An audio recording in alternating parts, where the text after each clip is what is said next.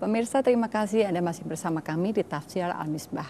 Pak, sebelum kita pada kesimpulan, saya penasaran tadi satu pertanyaan bahwa Bapak bilang kan pengadilan ini kita tidak bisa dapatkan keadilan, bisa dapatkan hanya di akhir nanti. Kita tidak bisa dapatkan keadilan mutlak. Di sini kita bisa dapatkan keadilan di sini, tapi belum mutlak. Gitu. Lalu bagaimana kita harus menyikapi keadilan di dunia ini, Pak? Sekarang begini, itu keadilan duniawi. Keadilan di dunia, bahkan Nabi Muhammad ketika memutuskan suatu perkara, beliau itu melihat kepada yang lahir, fenomena, indikator-indikator. Bisa jadi ada satu orang, sabda Nabi, lebih pandai mengajukan alasannya. Dia mengajukan saksi-saksi palsu.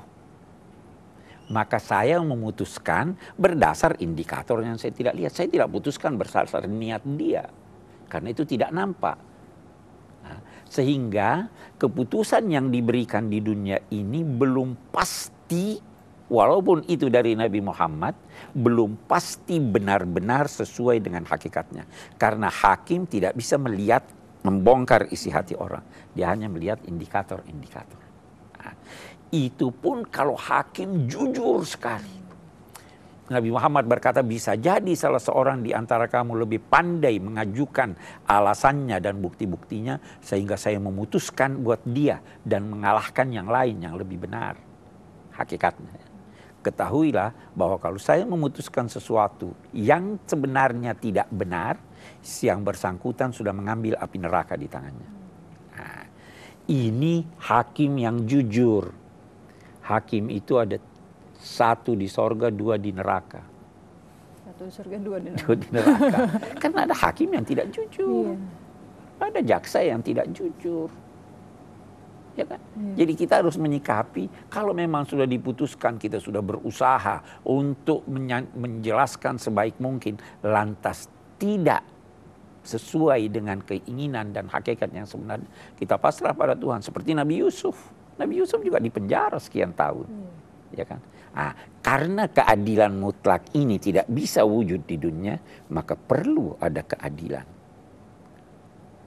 Perlu ada hari di mana keadilan itu terlihat dengan sangat jelas. Baik, ya kan? Ya, terima kasih Pak.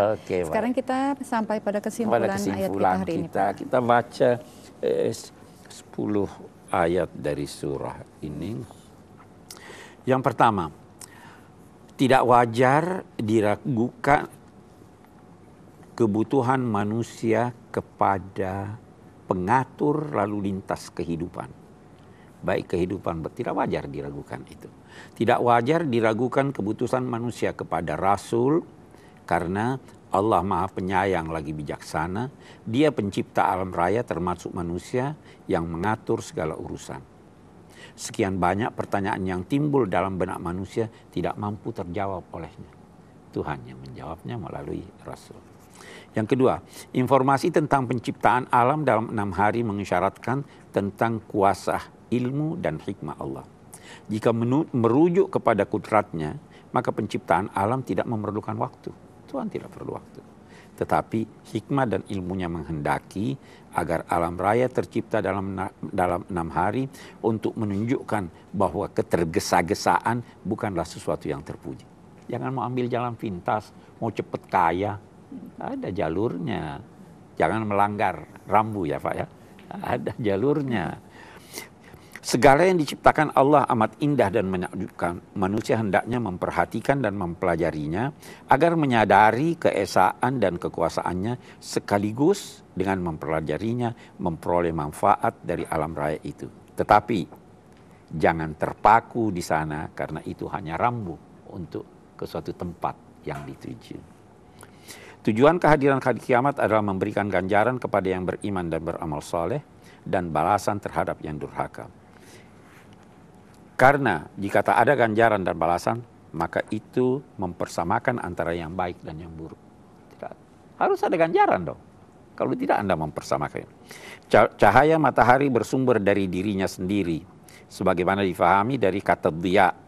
Sedang berbeda dengan bulan yang cahayanya dilukiskan dengan nur untuk mengisyaratkan bahwa sinarnya adalah pantulan.